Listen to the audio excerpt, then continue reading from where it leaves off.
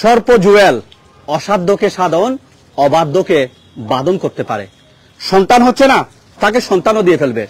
চোখে দেখছেন না, তার কাছে আসবেন, তার জাদুকরি ছোঁয়ায় আপনার দৃষ্টিশক্তি ফিরে পাবেন। হ্যাঁ, সারা দেশে যখন রাসেল ভাইপার নিয়ে কথা হচ্ছে, চট্টগ্রামের হাটহাজারীতেও সাপ কাণ্ডে একজন ব্যক্তির বিশাল একটা ঘটনা ঘটিয়ে ফেলেছে। তুল কালাম কাণ্ড হচ্ছে। আমি এটা গুনাহ হবে, তারপরে এই কথাটা আমাকে শেষ করতে হচ্ছে। হাটহাজারীর কোন একটি এলাকায় মির্জাপুর ইউনিয়নের জুয়েল নামক এক ব্যক্তি নিজেকে অনেক শক্তি লাভ করেছে এই কথা প্রচার করে লাখ লাখ টাকা কামিয়ে নিচ্ছে। সে কোনো এক জায়গায় নাকি একটা পুকুর খনন করতে যায়, সেখানে নাকি একটা সাপ মেরে ফেলে এবং সেখান থেকে তার উপর কোন একটা কিছু আসর করেছে এবং এই কথা বলে সে কয়েকদিন কিছু একটা ধর্মকর্ম করলো। তারপর সে বলে বেড়াচ্ছে, আমাকে এমন একটা শক্তি দেয়া হয়েছে, সে শক্তিতে যদি কারো সন্তান না হয় তাকে আমি সন্তান দিতে পারবো। কেউ অন্ধ হয়ে গেছে, তাকে দৃষ্টিশক্তি ফিরে দিতে পারবো। কোন স্বামী কথা শুনছে না স্ত্রীর, সেই স্বামীকে স্ত্রীর কথা শুনতে আমি বাধ্য করব। কোন স্বামী বিদেশ থেকে দেশে আসছে না, তার কাছে আসলে যদি তার জাদুকরি ছোঁয়া পায় তাহলে সেই ব্যক্তিও চলে আসবে। তবে টার্গেট করে নাকি সুন্দর সুন্দর মহিলাদেরকে। এবং সে হাটহাজারীর কোন একটা স্থানে আস্তানা গেড়েছে, আস্তানা গেড়ে রীতিমত সেখানে আপনার তাবিজ, পানি পড়া, এই সমস্ত জিনিসগুলো দিয়ে যাচ্ছে। একজন দাদা একটু এদিকে আসবেন, আপনাকে একটু এদিকে আসতে বলছি, আসেন।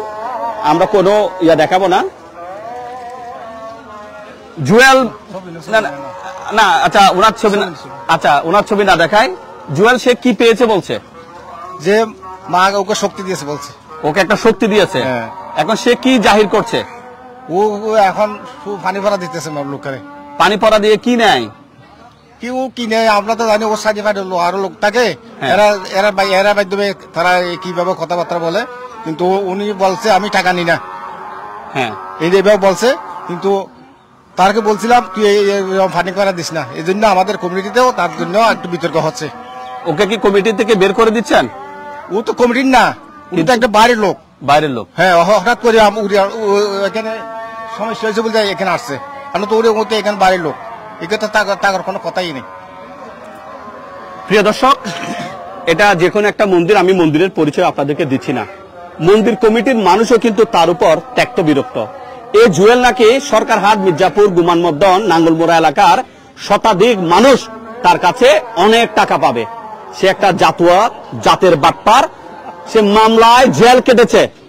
আর সে কোন একটা ধর্মকে পুঁজি করে বলছে তার কাছে ঐশ্বরিক ক্ষমতা এসেছে। সে ঐশ্বরিক ক্ষমতা কথা বলে সহজ সরল মানুষদেরকে এখানে রীতিমতো ধোঁকা দিয়ে চলছে। দাদা, আমি আপনার চেহারা দেখাবো না, একটু আসবেন, একটু এদিকে আসেন। আমি চেহারা দেখাচ্ছি না। এর কথা যারা শুনে তারা কি মনে করেন? তারা তো খারাপ মনে করে। আচ্ছা, ও কি বলতে চায় নিজেদেরকে? ও তো পানি ভরা দেয়, তাবিজ দেয়, এই জন্য মানুষ আসে ওর কাছে। ওর তো মার কাছে আছে মন্দিরে। তারপরে মারও দর্শন করে, ওর দেখে। ও বলো পানি ভরা দেয়, তাবিজ দেয়, তাবিজ দিয়ে তাবিজ। টাকা পয়সা নাই? টাকা পয়সা অনেক জনে খুশি দিলে লয়, নইলে হয়তো আমি মার কাছে জানি এরকম বলে। কয়েকদিনে তো শুনছি যে ও টাকা নিয়ে যায়। হ্যাঁ, ওপেন টাকা নিবে বলছে। এখন সে ওপেন টাকা নিবে, ওপেন টাকা নিবে।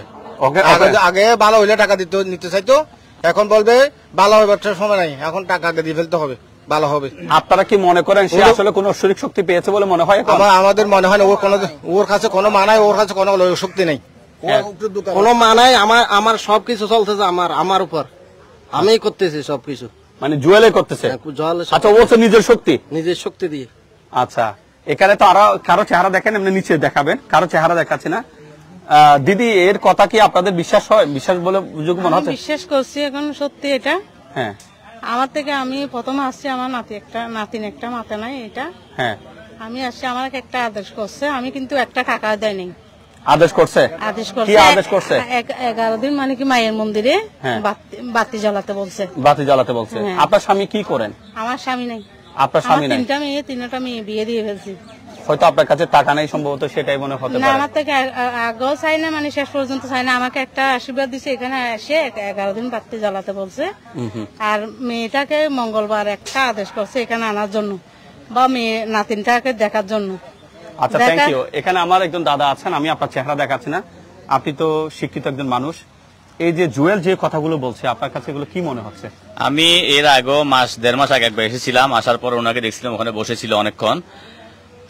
উনি ডাকছিল, ডেকে সবাইকে পানি খাওয়াচ্ছিল একটা বোতল থেকে ঢেলে। তখন আমি ওনাকে তেমন বিশ্বাস করেছি বলে সেরকম না, আমি আমার ধর্মীয় রীতিতে আসছি। এখানে একটা সাপ নাকি সে মেরে ফেলছিল, মারার পর থেকে সে পাগল হয়ে গেছিল। এলাকাবাসী বললো পাগল হয়ে গেছে। পাগল হওয়ার পর থেকে সে মন্দিরে বসে থাকতো এবং মাঝে মধ্যে ওর উপর মা ভর করতো, কিন্তু এখানে কাউকে তাবিজ দিতে আমি দেখিনি। কিন্তু এখন এসে শুনছি যে সে মানুষের কাছ থেকে টাকা দাবি করছে, সন্তান দেবে, ভূমি ইয়ে করে দিবে, সেই বিভিন্ন রকম সমস্যার সমাধান দেওয়ার জন্য সে এখন নিজে মা হয়ে গেছে। মানে আমার ধর্মকে ছোট করে সে এখন উপরে উঠে গেছে। আপনাকে আদৌ মনে হয় সে এগুলো সত্য বলছে? আমি এটা অনেকের উপর ভর করে, এখন ভণ্ডামি কিনা এটা তো এলাকাবাসী বলতে পারবো, আমি বাইরে থেকে আসছি। এখন বিশ্বাসযোগ্য বলে মনে হয়? আমার তো মনে হচ্ছে না এটা বিশ্বাসযোগ্য বলে। সে একটু আগে আমার ধর্মে বলে নাই যে আমি তোমাকে সন্তান দেবো, তুমি আমাকে টাকা দাও। সন্তান যে দেয়া সে এমনি দেবে। যদি মা ওর উপর ভর করে, মা কখনো ওকে দিয়ে টাকা চাইবে না। আমার ধর্ম ব্যবসায় নামে নাই। আমার সনাতন ধর্ম বলে নাই যে আমি একজন মুসলিমের উপর ভর করছি, ওকে দিয়ে টাকা ইনকাম করবো। যদি টাকা ইনকাম করতে হবে, যদি ওকে এরকম বলবে যে তুমি ওকে আশীর্বাদ দাও, ও টাকাটা মন্দিরে দেবে। ও নিজের টাকা চাচ্ছে মানে তো ব্যবসা শুরু করে দিছে। এটা তো হতে পারে না। আমার ধর্ম বলে না টাকা দিয়ে তুমি ওকে সন্তান দাও, ওকে ও স্বামীকে দেশে এনে দাও, ও ছেলেকে চাকরি দাও। এটা আমার ধর্ম কখনো বলে না। আমার সনাতন ধর্ম ব্যবসাকে বিশ্বাস করে না। আপনার সনাতন ধর্মের অনেকে আমাকে এই অভিযোগটা জানিয়েছেন, সে আপনাদের ধর্মকে বিতর্কিত করার একটা অপ্রপ্রয়াস চালাচ্ছে। এটা ও বলে না। ধর্ম এমন একটা সেন্সিটিভ বিষয় যে যেখানে পাই বিতর্কিত করার জন্য একটা কূপ মেরে থাকে। কারণ সনাতন ধর্ম হচ্ছে আমরা সংখ্যালঘু একটা জাতি, মাত্র 3 থেকে 4 কোটি। ওই ক্ষেত্রে যেখানে পাই আমরা ধর্ম নিয়ে একটু ভীতু। আমাদের এই ভীতুটাকেই মানে পুঁজি করে অনেকে এই কাজগুলো করে থাকে। এগুলো করে থাকে। আজকে সে একটু আগে আমার সাথে ফোনে কথা হচ্ছিল, আপনিও শুনছেন।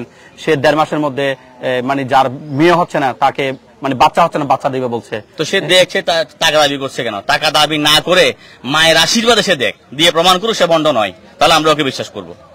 সে একটু আগে বলছিল ইন্ডিয়ার ডাক্তারও নাকি পরাস্ত হয়ে গেছে, কার বাঁকা হাত সোজা করে ফেলছে। এটা কি আপনার বিশ্বাসযোগ্য বলে মনে হয়? আমি তো দেখি নাই, দেখলে বলতে পারতাম। তো প্রিয় দর্শক, আমি কারো চেহারা দেখাচ্ছি না, শুধু এতটুকু বলতে চাচ্ছি, এটা একটা সনাতন ধর্মের, এটা তাদের একটা পবিত্র মন্দির।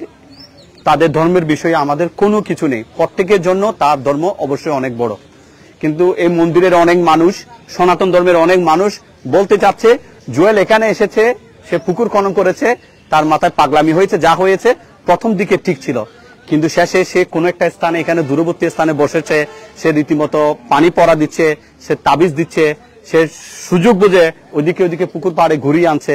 যার সন্তান হচ্ছে না তাকে সন্তান দেবে বলছে, যার দৃষ্টি শক্তি নেই তাকে দৃষ্টি ফিরিয়ে দেবে বলছে। তাহলে জুয়েলের কাছে একটা চ্যালেঞ্জ করা হোক, হাটহাজারীর যে শাইলাকে পাওয়া যাচ্ছে না, আমার মনে হয় আমাদের একটু ওসমান একটু সামনে আসবেন। আচ্ছা, একটু আসবেন। শাইলাকে কিন্তু পাওয়া যাচ্ছে না, অনেক সাংবাদিকরা নিউজ করছে।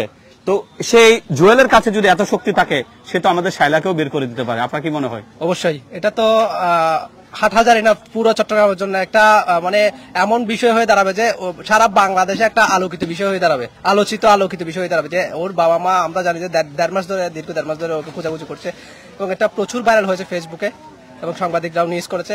এখনো পর্যন্ত পাওয়া যাচ্ছে না। এখন ওর মাধ্যমে যদি তাকে পাওয়া যায়, অনেক বড় সুখবর। সবাই তাকে মাথায় তুলে রাখবে এই অবস্থা। আচ্ছা, আরেকটা বিষয়, এই জুয়েল নিয়ে বটতলা পশ্চিমে একজন মরা নামের একজন ব্যক্তি হারাই গেছে আজকে 15 দিন ধরে, তাকেও পাওয়া যাচ্ছে না। তাহলে তো জুয়েল মনে হয় তাদেরকে খুঁজে দিতে পারে। সে যদি পারে এটা, তাহলে তো এটা মানে কৃতজ্ঞতা স্বীকার করার মতো ভাষা নাই আর কি। আচ্ছা ওসমান, আপনি যতটুকু জানেন জুয়েলের বাড়ি এই এলাকার, অনেক মানুষ নাকি তার কাছে টাকা পয়সা পাবে, এই ধরনের কোনো বিষয় আমি যতটুকু জানি, সে এক্সকাভেটর এবং ড্রাম ট্রাক চালাতো, দীর্ঘদিন ধরে এ পেশায় ছিল। হঠাৎ করে একদিন শুনতেছি সে এখানে মাটি কাটতে এসে এরকম একটা ঘটনা ঘটছে, সাপ মারছে, এরপর থেকে সে পাগল হয়ে গেছে। তখনও কিন্তু আমাকে সময় দেওয়া হয়েছিল, ও আমাকে নিজেই সময় দিয়েছে যে আমি আমার এক দুঃসম্পর্কের থালতো ভাই ওই ইয়াতে আপনার রাউজান, ওনার কাছ থেকে ড্রাম ট্রাক আনছিল, তো এখানে গাড়ি চালাইছে, ওনার টাকা দেয় নাই, 17,000 টাকা বকেয়া থেকে গেছে। তো ওটার জন্য জুয়েল যখন দীর্ঘদিন ধরে টাকা দিচ্ছে না, আমাকে মুভ করে দিছে। তো আমার সাথে কথা বলার পর বলতেছে আমি তো জানি না যেটা আপনার রিলেটিভ, টাকাটা আমি আপনাকে দিয়ে দেবো। তো আমাকে টাকা দেওয়ার যেদিন সময় ছিল, 2টা ডেট মিস করছে, টাকা দেয় নাই। টাকা দেওয়ার লাস্ট যেটা ডেট ছিল সেদিন থেকে ও এখানে সাধু, এখন সে সাধু হয়ে গেছে, মানে এটা ধরেছে। আচ্ছা, আপনার কাছে কি এর কর্মকাণ্ডগুলোকে আদৌ বিশ্বাসযোগ্য মনে হয়? আমার তো মনে হয় না বিশ্বাস। সে কি আপনাদের বিশ্বাস নিয়ে বা এরকম একটা ভণ্ডামি করার প্রয়াস চালাচ্ছে কি বলে কি মনে হয় আপনাদের? না, বা এই কি এখানে আসা উচিত বলে মনে করেন? এরকম ভণ্ডামি যারা তো করছে? আসার উচিত না এখানে। আপনারা যারা এখানে থাকেন, এখানে সেবা যত্ন করেন, জুয়েলের এই কর্মকাণ্ড আপনারা কি মনে করেন? আমরা বিশ্বাস করি না ওর। তো প্রিয় দর্শক, আমি যদি এরকম বলি প্রত্যেকেই কিন্তু এই কথাটাই বলবে। আমি তাকে নিজে ফোন করি, ফোন করে তাকে আমি বললাম যে একটা মেয়ের বাচ্চা হচ্ছে না, কি করা যায়? সে আমাকে বলছে আমাকে মন্দির থেকে বের করে দিয়েছে, ওখানে নিয়ে যান, আমাকে মা অনেক শক্তি দিয়েছে, আমার কাছে অনেক শক্তি আছে, আমি বাচ্চার ব্যবস্থা করে দিতে পারবো।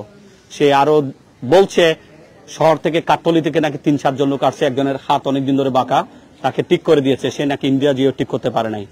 অর্থাৎ জুয়েল যে এখান থেকে ধান্দাবাজি করার একটা যে পথ সে খুঁজে বের করেছে, সেটা এখানকার অনেকগুলো মানুষ অলরেডি জেনে গেছে, এবং আজকে এখানে অনেক মন্দিরে আসা অনেক মানুষ তাকে এখান থেকে বের করে দিয়েছে।